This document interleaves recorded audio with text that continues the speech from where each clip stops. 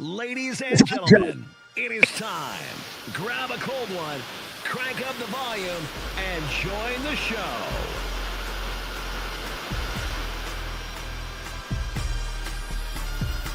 Welcome to NBNR Live.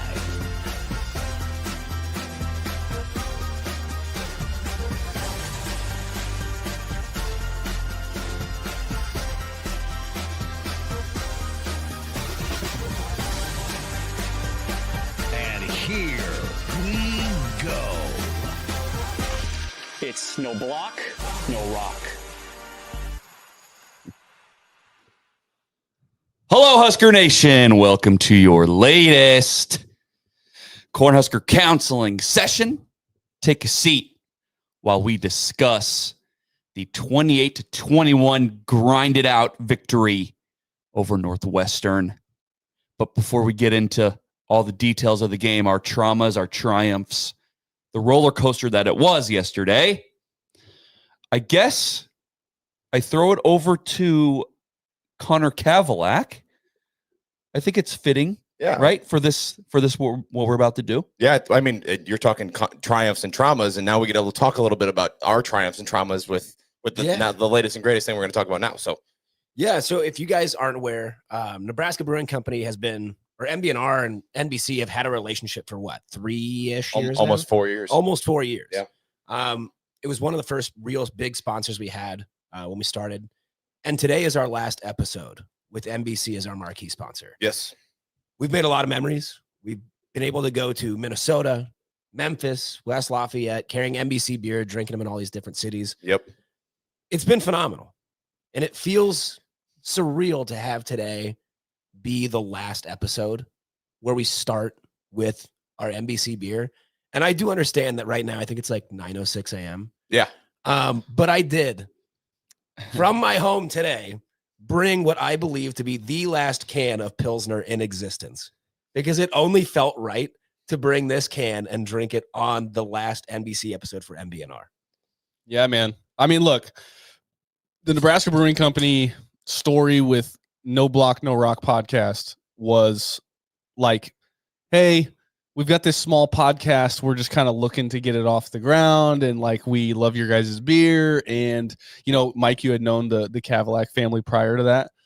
And they like saw a small show and like just saw that it was an opportunity, one, to help us grow, but also two, just to kind of like, you know, get your guys' word out there a little bit. And then that's how we ended up with Connor on the show, was because literally 1 week we needed to fill in a fourth. And now here we are 4 years later, like you mentioned, having been through going to the March Madness, the game for Nebraska, going to Minnesota for the Nebraska game, Purdue. Like, we've been all over the place simply because, well, part of that is because of the funding that Nebraska Brewing Company has invested in our podcast. So I think one of the traumas to start off the show, the counseling session, is just to kind of say like, hey, it's been a fun ride and it's been awesome, and we appreciate Nebraska Brewing Company. Yeah, and you nailed it on the head too. They made this small show feel like a Hollywood production. Yeah, and we couldn't have done that without Nebraska Brewing Company. Yeah, like it was the best relationship we could have possibly had. Yeah, I mean, it gave us like a home. It gave us somewhere where we could take our guests and like wine and dine them at the bar, and then take them in the brewery and feed them, and like it just gave us a home and like a headquarters basically for meetings and whatever. And every time, you know, we would walk in there, it was always just a treat. So, and we go back to like, how many live shows did we do at NBC? And then we did the podcast awards show that Kyle put hundreds of hours of work into. yeah. But just like so many cool events that like we got to do, even if it was just us doing a live show there. We did a live show with Chris Schmidt there. We did live shows with Sam Hahn and Dylan Utter there. But then like the awards show where we get to bring in all of these people from across the spectrum of Husker media. That was only possible because of NBC. 100%. Yeah. We go from, you know, Mike's basement. It was he and I, you know, there was another guy who shall not be named, I guess. Sorry. I mean, he's still cool. It's just me and Mike literally holding a microphone. All right, it's my turn to talk, blah, blah, blah, blah, blah. And Mike, you know, might put up a little finger. All right, here you go. It's your turn. Yeah. Blah, blah, blah, blah, blah. Pass it back and forth. USB microphone, just back and forth. Amazon special. And so we would invite, former Huskers on, and it's like, yes, come to Mike's basement. Everything will be okay. We won't murder you. I Everything promise. will be fine. We're normal fans. We're The okay. fact that any former player saw that and they're like, yeah, is Sure. insane. Yes. Courtney Grixby, come on down.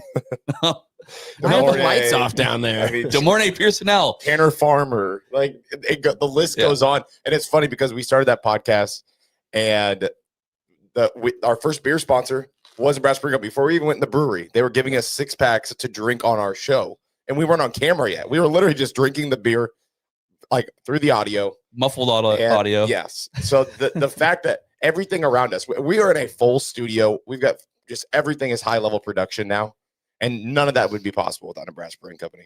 So Yeah. it's very unfortunate that they had to close their doors, but man, it was a hell of a ride. Yeah, it gave us like you said, Kyle, it gave us a home base. It gave people yeah, I'm gonna go on the podcast and I'm gonna, kind of reap the benefits of, hey, I'm gonna get a free little, Pilsner or a pickle beer maybe. And it just gave us legitimacy, So I really appreciate that. I really appreciate, driving in the NBC truck down to Lincoln and doing our videos down by Memorial. Yeah. That was That fun. was a fun That time. was a good time. And we wouldn't have done that if it wasn't for Nebraska Brewing Company. So And Connor, of course. yeah. Yes. And I mean, I just don't think it can be understated that Nebraska Brewing Company, the partnership kind of legitimized us right out of the gate, Yes. where it was hey, we are a podcast. We have a title sponsor and we record here. You can come to this public business, not my basement. Yes. And you can get world-class beers in a world-class establishment, one of the largest breweries in Nebraska.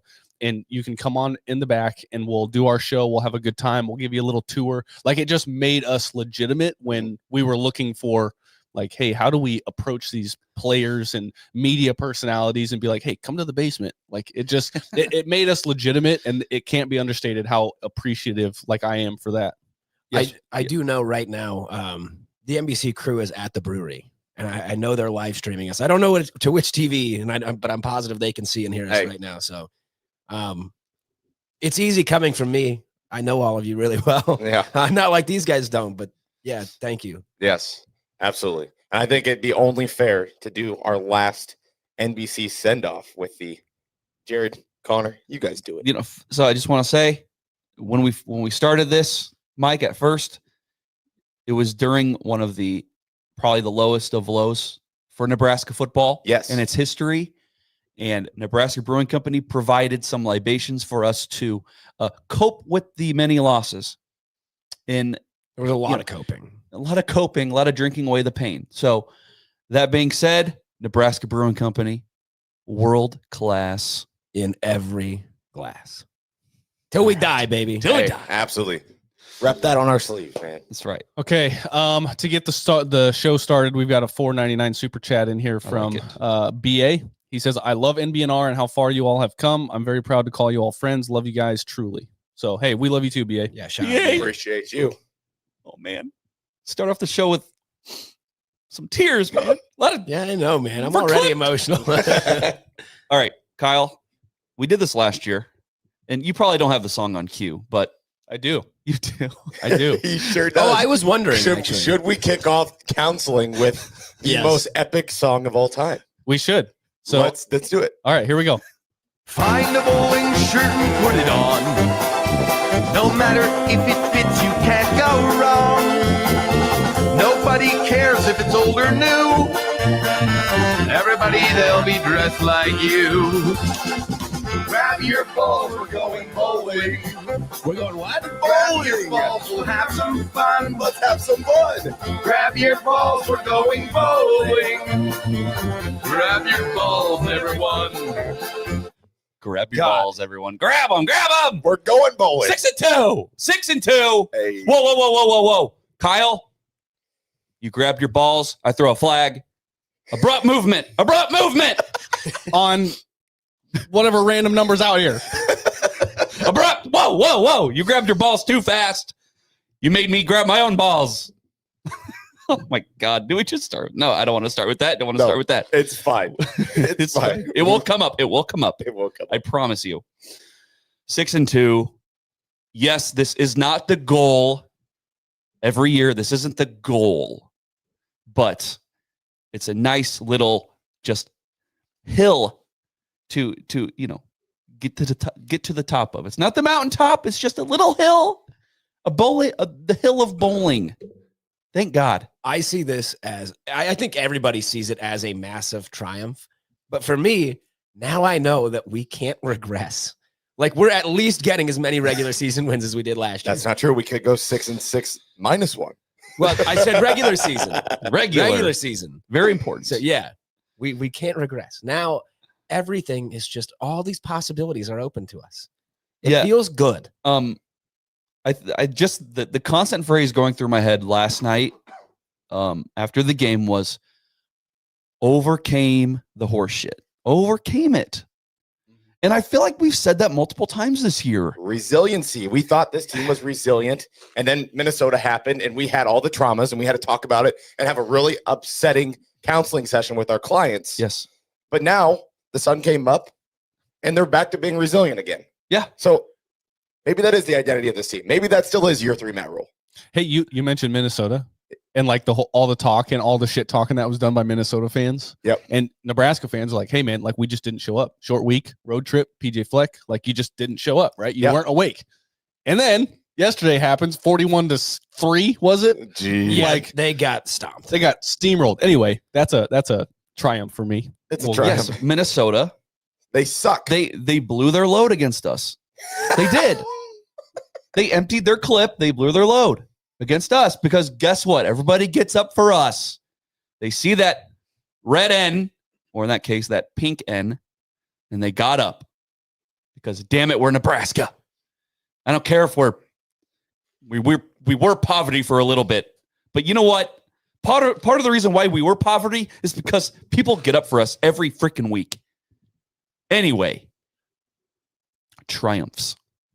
Yes. How do you not start with the best player on the team? Does anybody disagree No. that No. Emmett Johnson is the best player on this team? No. Nobody disagrees. He's currently still, he might still be going into this week. I know he was the #1 running back in the Big Ten. And he still is. Yeah. Is he still? Justin Haynes went off yesterday, but I don't know if he passed Emmett. I'd have to look at the numbers, but Emmett went off as well. So I don't know how much of a gap he had between Justin Haynes, or Justice Haynes, but Best player on the team. Dude, he's still a junior, but I think just when I think back to Emmett Johnson, the thing I'm going to remember about him is he's the hardest runner of all time. Dude, are you kidding me? Yeah. His I hate to throw the word Amir out, but he looks like Amir Abdullah. How many times do we have to he touches the ball and we go, whoop, whoop, whoop. The Chris Berman, whoop, dodging dudes, yards after contact. Either he's juking them out or he's running them over.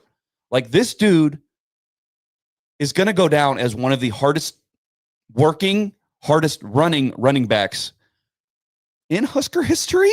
maybe we've got a lot. I know. And we've got a lot I of know. good ones, but we're only 8 games in or whatever. Yeah. We still have plenty more of Emmett that he could solidify himself as one of the best backs that we've ever had at school. I don't think he's going to ever surpass some of the legends, but especially modern Husker history. I mean, remember our last 1,000-yard rusher was Divina Zigbo. And I'm sorry. Yeah. I remember Divine. He was pretty good that year. Went for 1,000 yards. Yeah. But Emmett, he looks good. He looks different. Yeah. This offense, it needs to run through him, right? So Dylan had his second lowest amount of attempts yesterday. Yeah. And Emmett had 27 rush attempts. And I'm thinking to myself, this needs to be, hey, Dana, this is the offense you need to run from here on out. So I have a museum at my house of old NBNR merch, like the first shirts we got, all these old hats and everything. And I'm going to have to go into that museum and pull something out of retirement. and it is a black and red hat we made, I think, like 3 years ago. Mm. And all it says is run the damn ball. Yes. Every drive we start, I said, run the damn ball. That's all. Like, it works. It works until they stop it. Keep doing it. Like, I just, again, with a guy like Emmett on that roster, how is that not your first, second, and third option? Run the damn ball. The interior, I feel like the interior run game was really strong yesterday. It's when you start trying to go outside is where you kind of run into problems. Interior run game. This offensive line has caught a lot of flack, but I feel like their run blocking is very solid. Okay, and you say run the damn ball. I absolutely agree, but it's not just the running, man. If you can get Emmett at least 20 touches a game, whether it's running the ball or catching the football, the dude is a weapon. That was literally our keys to victory. Before the game, we were tailgating. What's going on? You're speaking into the side of the microphone. It Oh, sounds okay. I don't know. Yeah, Like, that's weird. I feel It like just even feels- when he's talking yeah, into it, it's it still feels kind of weird. Yeah, I don't know what's going on with it. We said before the game we were tailgating, and it was, what are the keys to the win? If Emmett doesn't touch the ball 20 times, we're going to lose. Yes. He touched the ball almost 30 times. So that's a good recipe for a Husker win. Yeah, and you were up 21-6 at one point. Okay, and I don't think that's just some fluke. It's because rule number 1, right? And I'm going to claim it. I'm going to steal it from Travis. Rule number 1: give the ball to your best player, as you should. Okay, like even if you have to like make or move heaven and earth for it to happen, it's you're our best player. Here is the ball. Do things with this ball, please. Do it. Do the thing. Run through, run around, do whatever you have to do. But Emmett Johnson, here is ball. You go now. And so going forward, this is what I expect a Dana Holgerson offense to look like, and not, I guess, say, like, hope that Dylan, like, I don't want to see like 30 more pass attempts from Dylan anymore this year. Like, I'm not saying he's bad. It's just Emmett Johnson's your best player. We don't That's need all. him to do that. Yeah, we don't Yeah, need you don't Dylan need him throw to. 30. Yeah. Yeah. I think you mentioned something 21-6. But to get to 21-6, we did have to stop at 14-6 first. Hmm. And that is a big old triumph for me. What Mike Eckler is doing with this special teams unit is I did not think it was possible to do this in 1 year. It's crazy. I mean, Kenneth Williams just took a great angle and just blows the doors off that defense. Yeah.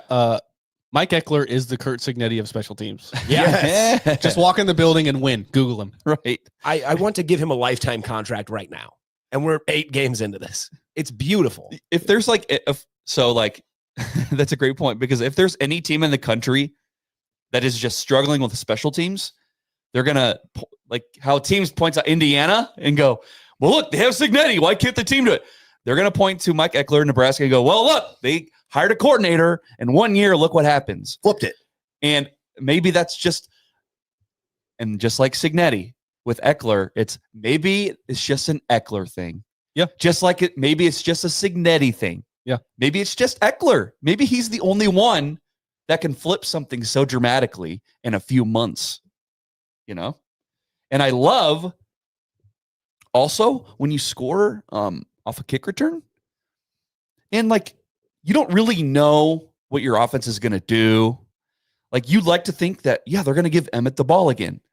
Sometimes they don't. And it's like, yeah, that's why you went 3 and out, dummy. But when you get a kick return right out the gate, you just eliminate any sort of error, any sort of question. Oh, what's the offense going to do? Don't have to worry about it. Yeah. 3 straight passes. There goes Kenneth. There he goes, breaking some tackles too. You can see Northwestern diving at his feet looking like a bunch of dorks. Like 3 times. Yeah. And Hey, what was speaking of like diving at feet, we just heard like Matt Rule talking about that last week against Minnesota. Emmett was making dudes go airborne, not even making contact with him all game. Like, it was hilarious. There'd be 2 guys like colliding midair trying to tackle him, and he's 5 yards that way already. Like, it's got to just feel insane. really cool. Yeah, yeah. When you go back and watch that tape, you're like, oh my Lord. Yeah. So yeah, like as a fan of the Ravens, like watching a healthy Lamar Jackson, he makes professionals look like a bunch of junior high guys. And Emmett does that to people every once in a while. Yeah. Where you got guys running into each other, giving each other CTE and whatever. And it's very entertaining to watch because what? Boop. Well, it's not Two even guys just hit each other. it's not even the like making the guys miss. Like even that touchdown run that he had at the goal line, he was moving dudes. Like he moved the pile by himself. Yes. He wasn't getting pushed. I originally thought he was getting pushed from behind. No, he moved those with his legs. Like he's got the speed, he's got the power, and he makes guys miss. I'm sorry, I'm getting a little hyperbolic with it. I understand. And I'm not saying he's going to be a top 10 running back in Husker history. I'm not saying that. But man, damn if I'm not going to look back at Emmett Johnson and go, workhorse, hardest working dude on the team, and just dragging guys along. Either he's dragging them along or he's juking them out. Is he a professional? Is he getting drafted? I don't know, but oh man. Well, I love watching him. He's so entertaining. Yeah, the beautiful thing about it is, and I don't know why this just like hit me like 2 weeks ago when I texted you guys. I'm like, Emmett's only a junior. Yeah. So you get another year of development as long as he sticks around and as long as our NAL holds up. You know? I do think that the NFL teams might be salivating a little bit watching him run the football. So maybe. And and yes, he is the leading rusher in the Big Ten. And like, you can say, well, it's only because it's him, right? There's no like consistent RB2. You know, you had Quentin Ives come in for one play to do a pass block, which he did well on. Mekhi Nelson with his, I think it was one touch yesterday. He made a Northwestern Wildcat look goofy. Yeah. He did an Anthony Grant on the dude on the sideline. Yeah, he did. Yeah. So I want to give credit there. Punishment. Because I can't lie, I have been we'll just put it nicely. I have been skeptical of RB2 and RB3 and RB4 and RB5. Yeah. As if they don't exist, but they are there, and they made some Wildcats look goofy yesterday. So props there. So I think the argument you're making about, Emmett maybe is that number one running back in the Big Ten because it is just him right now. Yeah. But the talent gap is just so wide. I feel like Emmett, and this is not disrespect to, RB2s through 4. 2 through 4. Yeah. 2 through 5. Whatever it is. I know, I just made up a number. Yeah. It's no disrespect to them, but Emmett just is him. It's him. He's him. Yeah. Best player on the team. Yeah, that's why he gets all of the carries. Not just the best running back in the room, the best player on the team. Best running back in the Big Ten. Well, it's looking that, certainly all Big Ten level. Absolutely. First team, I don't know. Second team, maybe at least right now. Well, and you can't talk about Emmett Johnson without talking about another triumph in Rocco Spindler. That dude, you couldn't even tell that he was playing with a broken hand or broken finger, whatever it was. Yeah. Like the interior offensive line, and you said the interior run game was excellent yesterday. Mm-hmm. Like that is our identity. We are looking for an identity as an offense. I think we finally found one. I don't think Dana likes it, but we are a run first team. Yeah. Okay. So that's where I have to pump the brakes as far as finding an identity. I thought we found one, and I thought they talked about all week that we found one against Maryland, and then they came out and allowed 9 sacks and 56 fucking dropbacks during the Minnesota game. So I would just hope that they're smart enough to be like, hey, this worked again. Yeah, let's do it again. Figure it out. Yeah. And like, I don't want to jump ahead too much, but this needs to be the identity moving forward. I guess you got USC coming up, and I just hope you don't get tempted into USC has athletes. This is what USC does. We need to match it, and we need to be flashy as well. We're going to be on NBC in prime time. We need Dylan to show off, right? Don't get caught up in that shit, please. Right, just win. Do what you need to do to win. Put USC in a phone booth. Force their athletes to come up and stop the run and try to tackle Emmett. Yep. Okay, but I don't want to jump ahead too much. Okay, so we have a couple comments in here. So number one, we've got Nate Kreisel. Nate Kreisel. Yeah. Yeah. He dropped $4.99 in the chat. We appreciate you. He said a lot of years sitting and drinking at the restaurant and tap room with the Cavalax. Thank you guys for the best beer and best memories. There it is. Shout out, Nate. Yes, thank you. I know he's stationed abroad right now, so I can't imagine what time it is wherever you are, Nate. But thanks for tuning in. Yeah. Okay. And then Sid, I really like this comment because this is a triumph for the overall season, not just this game. But they said all fans have talked about for years to have a competent special teams and win the turnover margin. Now we're doing both, and we are winning close games. Yeah, which is exactly what we've been beating our chest for 5 years almost. Beating our skulls in about. And yeah, look, man, I can understand if you're Ohio State, you might be a little angry. If you're an Ohio State fan, you're like, well, this isn't the way it should look. We are not Ohio State. There's only one Ohio State. And so, yes, their fans can be mad. They can make their little Fire Ryan Day videos, whatever. But we are not Ohio State. We need to scrap and claw and gut all of these out because we are not that much better than the teams we are playing right now. And so if you can find a way, if you can hashtag find a way, take it. 6-2. Yes. Come on. Okay. Another triumph. Please. Isaiah Hunter. Absolutely. Next on the list. Okay, so here's my thing with Isaiah Hunter. He is like grinding it out in the trenches, if you will. Yeah. Like in that middle part of the defense, and he's making big plays doing it. This is not like a Trey Palmer, like, hey, he's our guy that we just run straight. He just blows past the defense, and every once in a while you get lucky catching a deep ball. No, he is like in there working, and he's making crazy grabs in the end zone. I mean, he's doing it almost every single game at this point.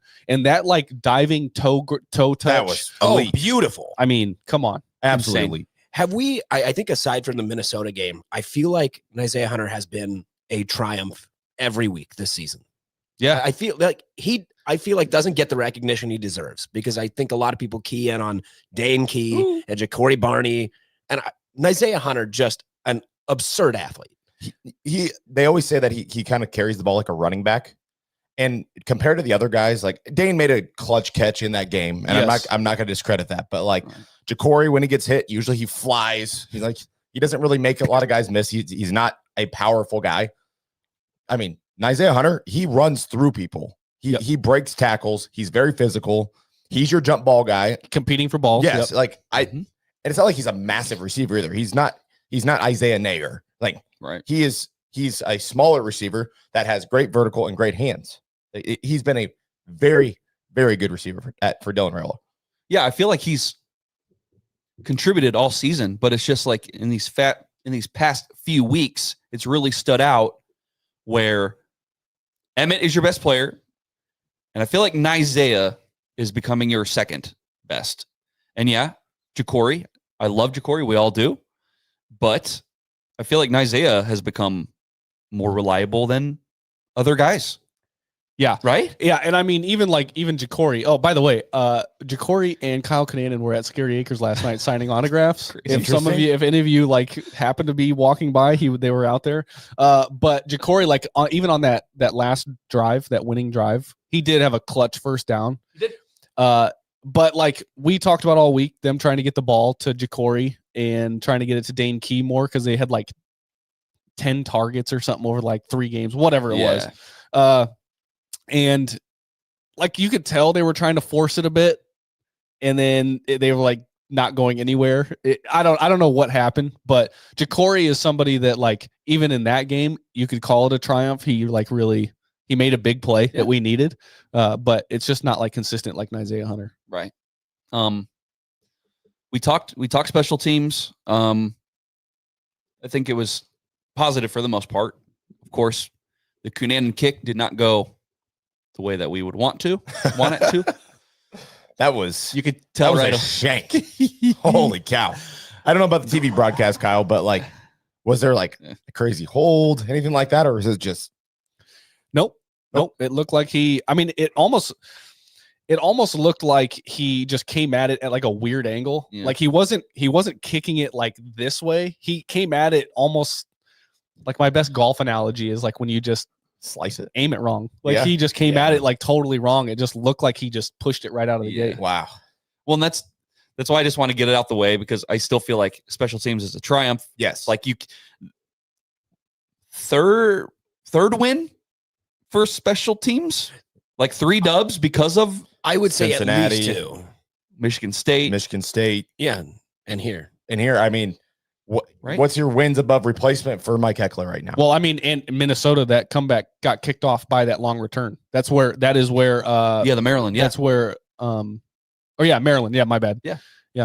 That and that's when he got his scholarship too. Yeah. Yeah. So it's almost 4. It could almost be 4 of the 6 wins that we have. Could be. And the other 2 are cupcake teams. Well, because what? Like every win has been complimentary football. Cincinnati, 1-score win.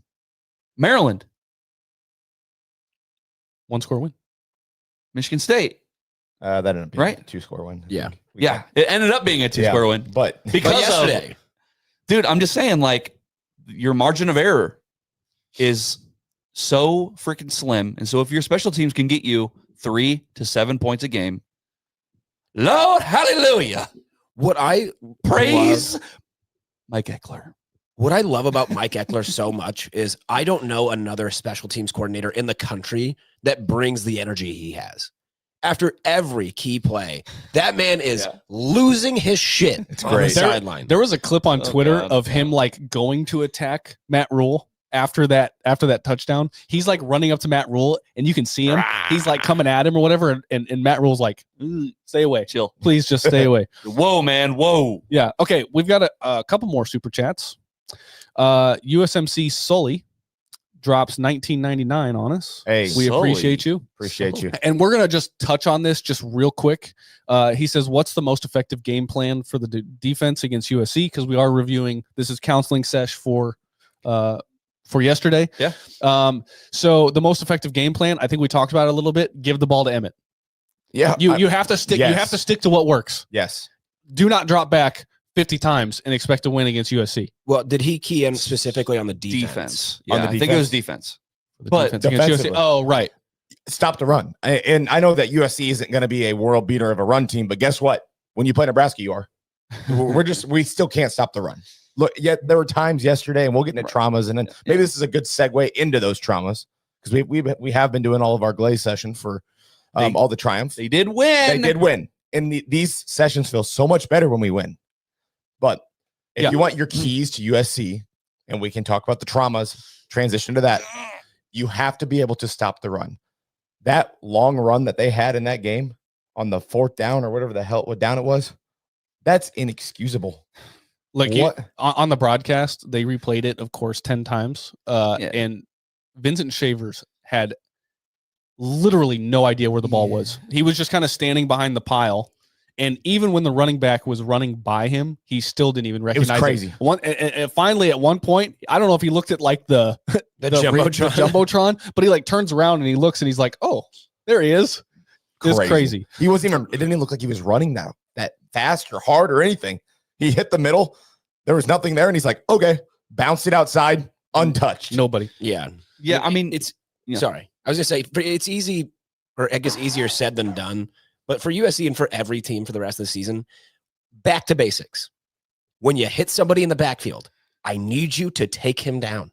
You have to wrap. Yeah. I don't care if it's a rush or like a screen, whatever.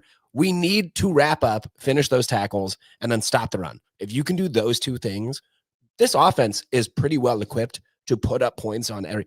Like, what did we say going into the game yesterday? Northwestern's defense was 11th in the country for points allowed. Like, we put up points on that defense. They have proven that they can stop people. Yep.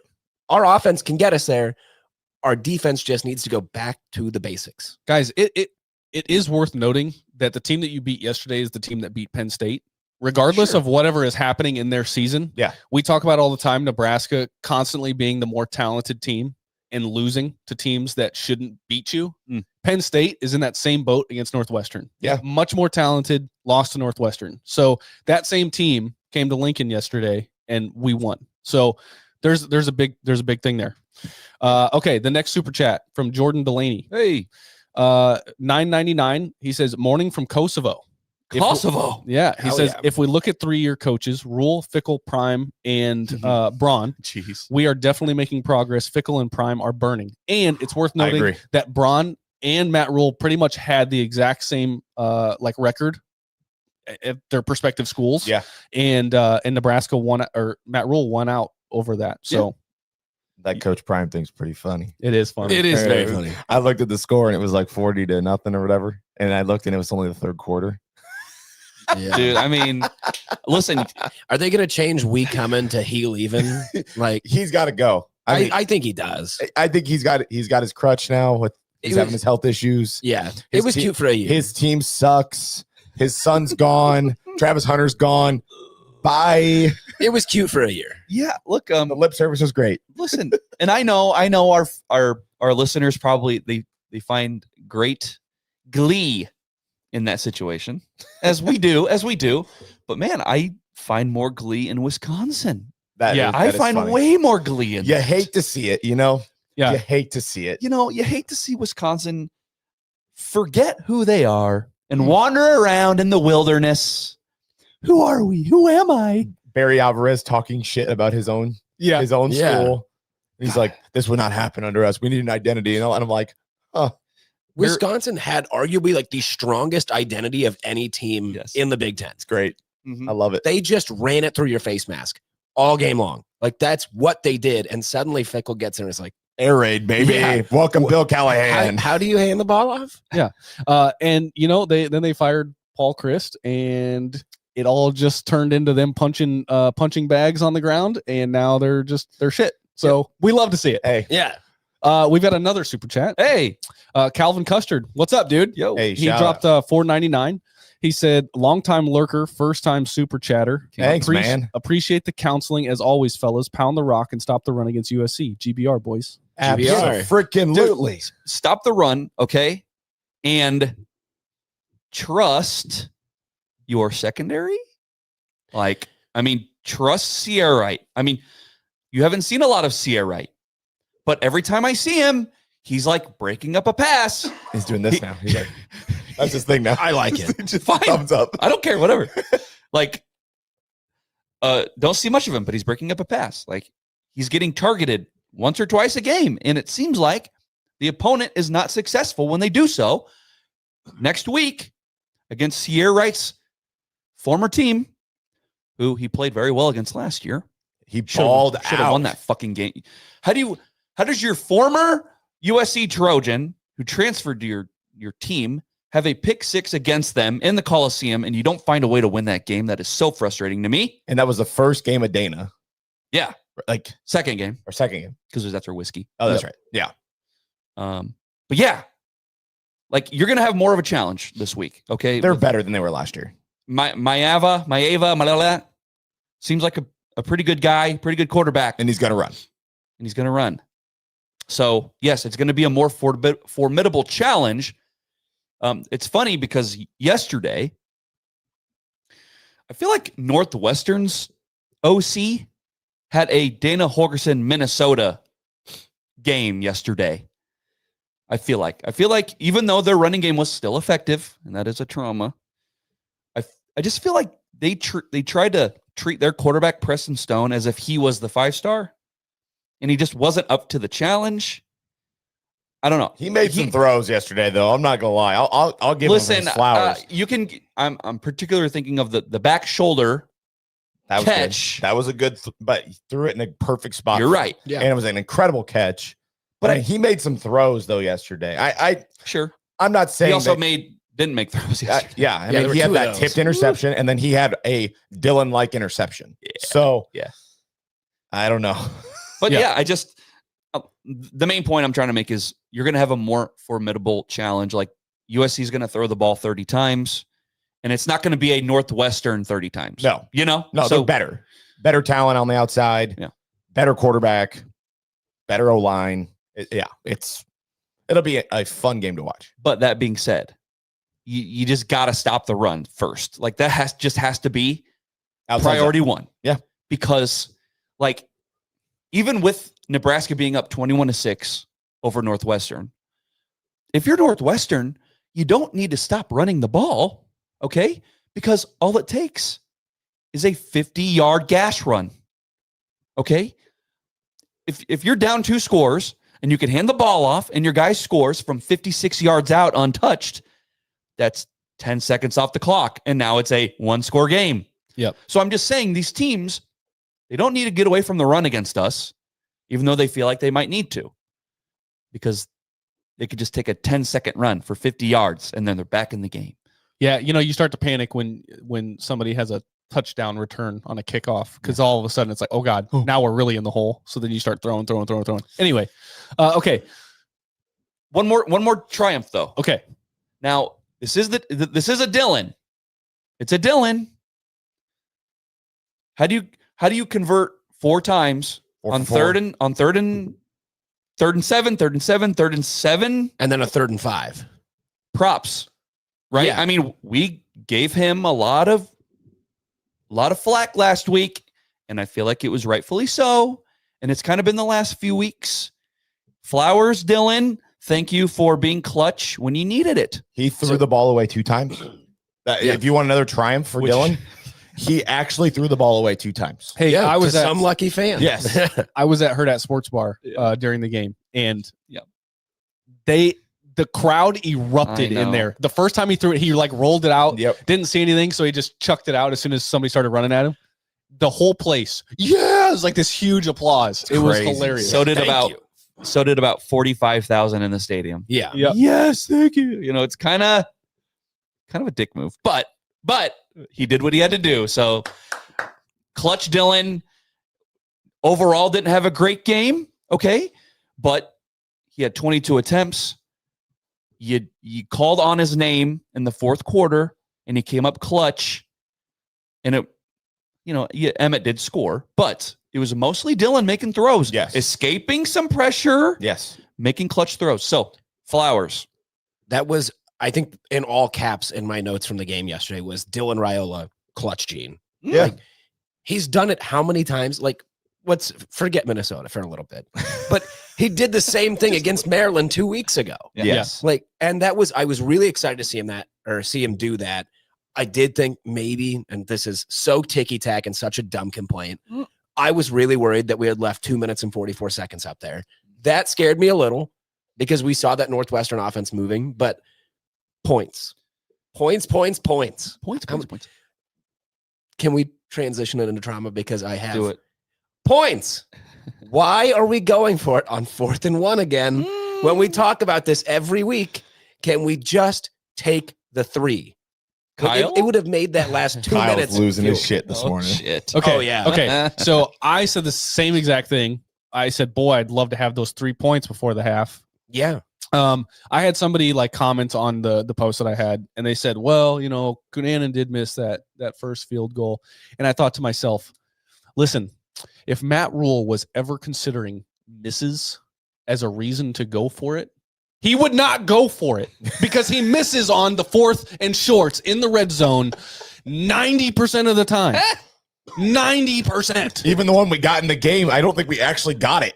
Like they said, it was upheld when Heinrich jumped over the top. He did not get it. I don't think he got it. He did not. So while I understand the logic behind maybe that took into consideration, it didn't, because he does not take into consideration the fact that you're 4 and 12 on 4th downs on the year. I'm so over it. I'm so over it. And you know what? The broadcast about 7 times yesterday talked about, and everybody in the media, Northwestern Nebraska always comes down to 3 points, always comes down to 1 touchdown. It's been that way for 10 years. Yeah. And you are giving up points, just giving them away. Take the points. Big Ten football, take the points. You have to learn that. We're 8 games in now. You have to learn to take the points when you can get them. I love that. That might have been your best rant you've ever had on this show. I'm not gonna lie. It was so well worded. And I know you always talk about Dylan going like this all the time. Let's go. Come on, he did it on our side of the 50 at one point in that game when it was 4th and 1. Yes. And thank God we punted it and Archie pinned him deep. Yeah. They got to stop.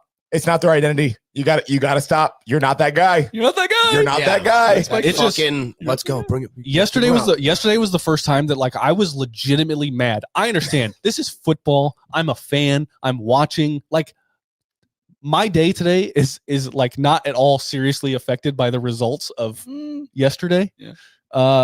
I was legitimately upset yesterday. I mean, I was like yelling and telling my wife, what the hell are we doing? You know, all this other stuff. I just like, that just fired me up. I've said it every single week now this year. Take the points. And they refuse to do it. Hey, listen, you keep saying that. You keep harping on it. That is Kyle's identity. Take the points. Yes. But, you know, luckily, other than Michigan, we've gotten away with it. We've gotten away with it with not taking points and going for it on fourth and not getting it and never getting it. We've gotten away with it, right? So, Kyle, I fear you're going to keep saying it because we've gotten away with that. it. That's a trauma. And I know everybody revisionist history. All that. It's not revisionist at this point. It's a fact. It's a fact. It's a fact. People- And as a matter of fact, we could be 7-1 right now. We could be. Had you done what, Kyle? There is a maybe. Sure. If you just take the points when they're offered to you. Take the points. Do you guys know which team wins the game? Oh, jeez. Is it the one with more points? That's crazy. Yeah. Yes. Well, I know. It's just in the moment. I'm like, you know, it's 4th and 1, and yeah, if Dylan doesn't fumble, Well, but it's like, dude, you also put Dylan in that position Well, to where he's a running play call terrible. It's Play like, call. yeah, Well, God, on top of it, it's like Emmett's pounding the rock all day. He's getting yards left and right, Jesus. and then we do another rollout pass play on 4th and 1. Holgo, That's big what you brain. do after a timeout, of course, because Matt has called timeout to do nothing after it every single time. yeah. Calls the timeout to draw up a pass play, and then Dylan having to run for his life, and then fumbles the football. He had it. He had the first down. Where's the hold the ball thing? What are we doing? And there's always this like, well, if this didn't happen, if this didn't happen, if this Yeah. didn't happen. Yeah. But guess what? The bottom line is you ended up with 0 points. Yeah. Yes. That's I That's was just the going to thing. say the ifs are what kill me. Is like, well, if they get it and we go get 7 there, like it's a really different game. Like, yeah, it would be if that happened, but it didn't. So this game looked like shit. Like we should have just taken points. We could win this game by 10. What are we doing? Crazy. Stop Hey, with man. the ifs. Hey, man, you're also assuming that Kunanen makes it. Yeah. Which, hey. Kunanen's been a triumph for me for most That's of the right. season. That's so. what I was gonna say. It's only right to assume that he'll make it because he has earned the right, despite the shank from earlier. Yeah, I mean, like Yeah. you look at the fact over here, how many attempts and how many made field goals, and you look over here and how many attempts and how many made 4th downs. I'm going with the analytics that we always talk about, Yeah. and I'm going with what tells me I've got a better chance. Yeah. Yes, Kyle. We need Getting him worked up. whoever.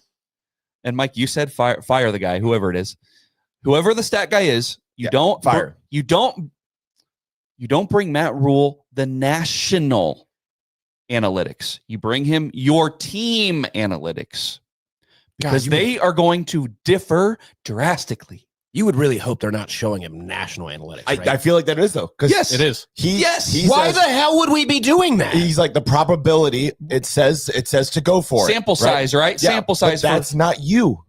That's not you. Yeah, look at your team, You know- your stats. So you know the NFL, right? They always have the little graphic. Yeah, like, Go for it. Probability. Go for it. We need to have the red flag. No. Every time. Like, I don't know. I was gonna say something like edgy, like put something like really dramatically just negative on the screen. Like put a gun on the screen. No, because you will die. Okay, like I don't know. I know it's like a weird thing that came through my mind, but you know, I love the Triumph side because we only allowed 1 sack yesterday. I think that's cool. I think that's That was cool. But still stopping the run, still a trauma. Massive. It is. Don't really know. Tackling was still kind of meh. Like I It noticed was that- better. I noticed it was better though. Donovan Jones tackled better. Yep.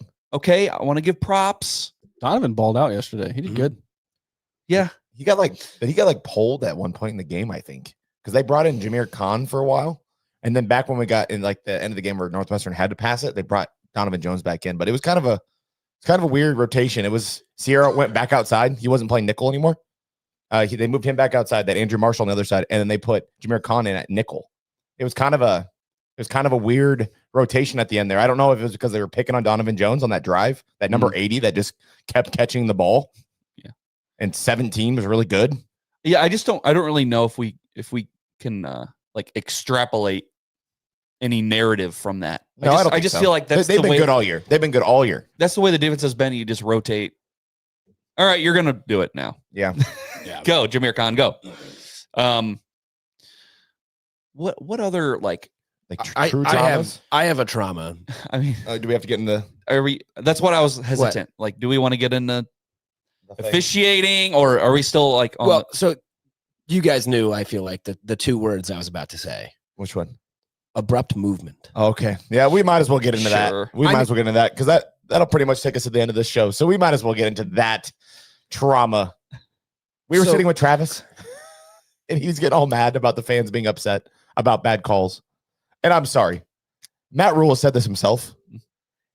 If something goes to review and they still get it wrong, that's an issue. And what's the Big Ten going to tell you? Sorry. And then does that change anything for the result of the game? No, not at all. No, not at all. I don't care for your apology. And then you said abrupt movement. I looked it up in the stadium. Yeah. We were the first team in college football this year to be called for abrupt movement. Had you ever seen that call before? I hadn't. I've That's heard the first time disconcerting signals. I had to learn that one time watching a Nebraska game. That was last year, wasn't it? Or was that 2 years ago? Michigan. Yeah. Last year. A few years ago. Was it 2? Okay. Yes. And I don't know if I've seen it since. No. Abrupt movement. Certainly not in a Nebraska game. Abrupt movement. You had a bad PI call. You had Isaiah moving forward on a he was coming in motion, but he went forward, I guess.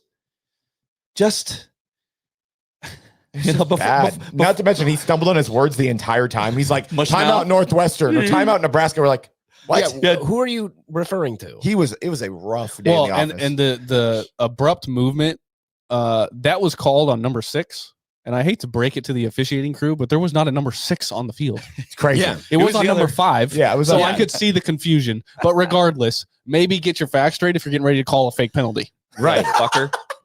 Right, yeah, fucker. Seriously, like, how do I want to say this? Well, Mike, you had mentioned the replay already, but I was gonna like make a joke and say, you have the Northwestern guy, bobble the ball before the stick, right? He didn't have possession of it, right? And you could see on the video screen that, he's still bobbling the ball. If only we had a thing that we could utilize to like re-look at the play. If we could look at it again to make sure the call was right. I think they call it instant replay. Is that what it is? We could use this tool to get the call correct. What is the fucking point? What is the point? Dude, I am a fucking idiot, dude. I am stupid. I am 1,000 feet away from this play. I am 1,000 feet away, and the dude is bobbling the ball a few inches before the fucking line. Well, the thing that was most frustrating about that was that the ref that was right next to the catch marked it. Number one, he took like a full step forward. First of all, he marked it like 2.5 yards short, right as the play happened, while also doing the time continues signal. It's 4th down, brother. It's 4th down. The clock stops. It's a turnover on downs. So this is already wrong. Yeah. So then the guy from the other side of the field marks him at like the 1st down mark, and then they review it and they say, "Yeah, we were right." No, you were not. You were not right. They spotted him at the point where he first made contact with the ball and not where he gained possession. Right. Like it was. They gave him forward progress when he bobbled the football. He didn't have the ball. Right. And Mike, so we were sitting with Travis, right? And he's like, Nebraska fans, they complain about the refs all the fucking time. The refs. I hate doing that. But dude, listen to me. Listen. That catch where he was short, when he was bobbling the ball. Big moment. It was a turnover on downs. You earned that stop. But you gave them a new set of downs. And of course they score. And it changes the game. Yes. Listen, I hate complaining about refs. I give you guys shit for talking about refs. And it changes the game completely. You earned that stop. And we were up 2 that scores. was yours. We were up 2 scores. You did this, right? They were doing that Throw too. the bones. Yeah. We saw it. They saw Okay. our tweet. They saw our tweet. They read the You think articles. so? Yeah, they did. Yeah, they did. I'm just saying you earned that stop. But no, the fucking incompetent fuckers give them a new set of downs It changes the course. that they did not earn. It's crazy. Yeah, it changes the course of the game for sure. Team Now- refs. With that, let's I know I can already see people, they're going to be responding to this and saying, well, what about the final play for Northwestern? We got Listen, away with that. that Sure. we 100% got away with that. And had he not been held, we are looking at a totally different ball game. Maybe. He came up 3 yards short of that pass and immediately was held Hey. 5 yards past the line of Oh, scrimmage. but that would have been a tough catch, guys. I don't know. Well, I'm just No, saying he's talking that, off the line. Yeah, that guy. Uncatchable. No, that guy, that wild guy. I mean, he's like Wildy, he's like their leading receiver. He's good. He is real good. We kept him under wraps though. Yeah, we did. So So I'm just saying, maybe because we were holding him. while Yeah, we there- wrapped him up. That's for sure. while we were blatantly robbed of that 4th down stop. Yeah. I think we were paid back, and I just want to acknowledge that before everybody's in our thing. Well, what Okay. about the final play? Yeah, I get it. Here's I'll grant them this. That officiating crew sucked. They were ass. Yep. The SEC set a precedent this week. Yep. Right? They suspended one of their SEC refs because I guess he missed or his crew got like 9 calls that were questionable and he got them wrong. And I guess he suspended. That's a lot of calls That- to mess up. That That's should a happen lot. though. I think- it Yo, needs there to should happen be a- more. there These should guys be get paid accountability. they get paid like $5,000 a game to cover a football game, right? Yeah, Bye. accountability. Bye. Sorry. You know, if the SEC is going to do it, I mean, Follow suit. is the Big Ten, I know we're like an incestuous kind of conference and I guess we protect our own to, I guess, a fault. I don't know. But are we going to do that? Is They the Big should. Ten willing to do that? Are they going to go that far? I don't know. But yes, the crew overall sucked. Yes. So there you go. And you know what? Missed calls on both sides. You know, Northwestern was really chippy that day. We responded in kind. You know, you had Deshaun McCullough getting blocked to the fence, Yep. and then he hits the dude on the head. And yes, I only saw the hit on the head, so I'm like, Deshaun, you idiot. But it was both ways. He blocked him into the fence. He just kept going. Yeah. And There- so I think when it comes to the officiating thing, like we've laid out now 2 huge, like incorrect calls, which one of them would have changed the game. Maybe you don't get that final throw off, or maybe you do call a holding there and the game changes. The point is that the officiating crew got things wrong so badly that it altered the game. It Yes, it altered did. all of it. It altered the whole thing. Dare we say, one of the main jobs of a ref crew is to have control of a game. They did not do that. No, they didn't have Zero at all. control. Zero control is a great way to put it. So fine, suspend. I don't know. But I don't know. I feel like it was really bad. Maybe we're being over dramatic in saying all this, but And we're It was saying bad. and we're saying that with a win. Yeah. We're saying that with win. It's not Yeah. like we lost and we're the meh. officiating. No, we won. Yeah. And we're still saying it was really bad. Yeah, bad. yeah, we're acknowledging that it wasn't a one-sided game. Like they were just shit the entire time. Yeah. Like it wasn't just against us. That PI that we had, the ref, What, it was the lady ref. lady. It was such a late call. She was so worried about winding up to throw that flag.